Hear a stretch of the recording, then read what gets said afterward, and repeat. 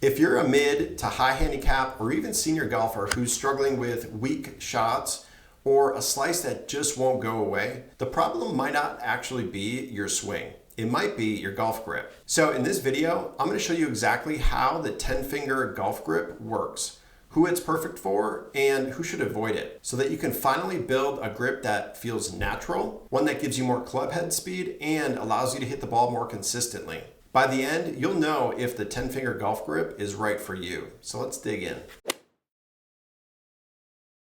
So let's talk about what most golfers have been told. Most golfers have been told that the 10-finger golf grip is wrong. Comment below if you've actually heard that before. But what if I told you for certain golfers, the 10-finger golf grip might actually unlock the most natural, powerful golf swing that they've ever had? Well, I've personally tested the overlap grip, the interlock grip, strong versus weak grips, and the 10-finger golf grip. And I've seen beginners, seniors, and even strong players gain serious power and control by switching to the right golf grip for their body type. Because here's the truth, there's no best golf grip. There are better golf grip types than others, in my opinion, but it often depends on your skill level and specific situation.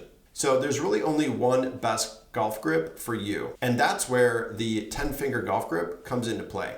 And by the way, guys, before we dive in, if you're not 100% sure if your golf grip is positioned properly and you need a little guidance, I've actually left a free grip guide in the description box below. It's a step-by-step guide that walks you through the exact checkpoints for a proper, powerful, and consistent grip. Be sure to grab that before you leave. So what is the 10-finger golf grip? The 10-finger golf grip, also called the baseball grip, means all 10 fingers are on the club. No interlocking and no overlapping. Both hands are sitting naturally on the golf grip, just like you would be holding a baseball bat. Now, here's what most golfers don't realize. The 10-finger golf grip increases hand separation slightly. You might be saying to yourself, so what? Well, that can lead to increased leverage and club head speed. So for certain players, that's a huge benefit. If you're trying to hit the ball farther, you want as much leverage, torque, and club head speed as you could possibly get. But before you go ahead and just decide that you're going to immediately switch to the 10-finger golf grip so that you can gain club head speed, here's something that you should know. If that extra leverage isn't controlled properly, it can also increase face instability. And that's where things can go wrong really quickly. Before we talk about who should avoid it, let's talk about who this grip is actually perfect for. There are three types of golfers who tend to benefit the most from the 10-finger golf grip. And number one being seniors. So if you're losing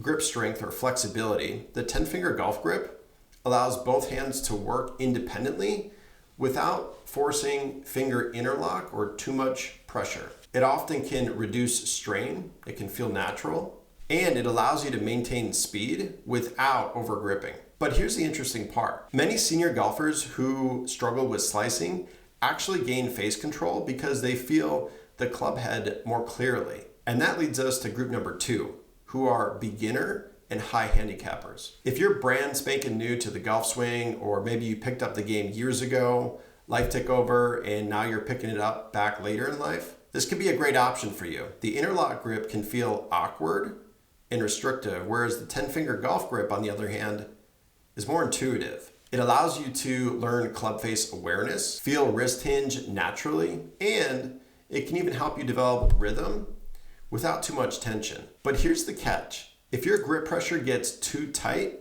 you'll lose all those benefits I just mentioned. And that's where most golfers begin making a critical mistake. And there's one more group this grip surprisingly helps the most. But before I go into that, a quick reminder, be sure to grab my free Grip It Like a Pro guide in the description box below. It's a simple step-by-step guide to help make sure that you grip the club properly. Be sure to grab that before you leave. So the group that this surprisingly helps the most is golfers with smaller hands or arthritis. So if your hands are smaller, interlocking can create excess tension.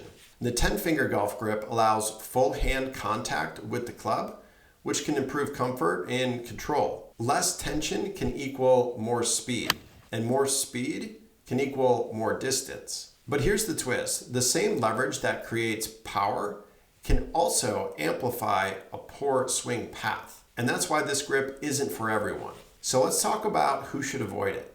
The 10-finger golf grip may not be ideal if you already over-rotate the club face. So if you're constantly hooking the golf ball, this grip can exaggerate that hand position. Why?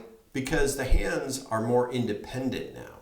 And more independence equals more rotation, potentially. And unless you're controlling that, you'll see some big misses. And there's another type of golfer who struggles even more.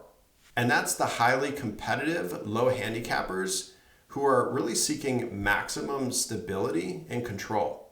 So oftentimes elite players prefer the interlock or overlap grips because it locks the hands together and it stabilizes face rotation under pressure. The 10-finger golf grip can feel slightly less unified during high swing speeds, and that subtle instability can matter at high levels. That doesn't mean that the 10-finger golf grip lacks power. In fact, it might produce more speed for some players. So if you're going to give this 10-finger golf grip a try, ask yourself, does this feel freer?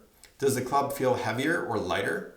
And do I sense more control or more chaos? If it feels freer but slightly unstable, that means you need to refine the grip pressure, not abandon the grip type.